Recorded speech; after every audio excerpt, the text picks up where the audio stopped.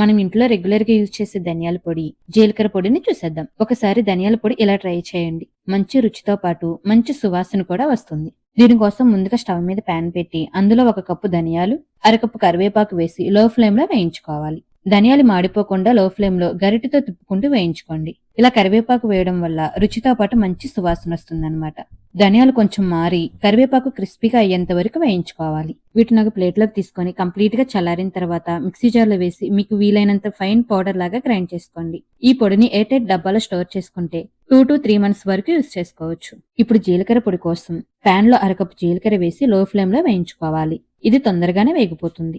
జీలకర్ర ఒకేసారి ఎక్కువ వేసుకోకుండా అప్పటికప్పుడు కొద్ది కొద్దిగా వేసుకుంటేనే కర్రీలో వేసినప్పుడు మంచి రుచితో పాటు సువాసన కూడా చాలా బాగుంటుంది. ఇలా వేయించుకున్న జీలకర్ర ప్లేట్లోకి తీసుకొని చల్లారిన తర్వాత మిక్సీ జార్లో వేసి మెత్తటి పౌడర్ లాగా గ్రైండ్ చేసుకొని ఎయిర్ టైట్ డబ్బాలో స్టోర్ చేసుకుంటే 1 మంత్ వరకు యూజ్ చేసుకోవచ్చు.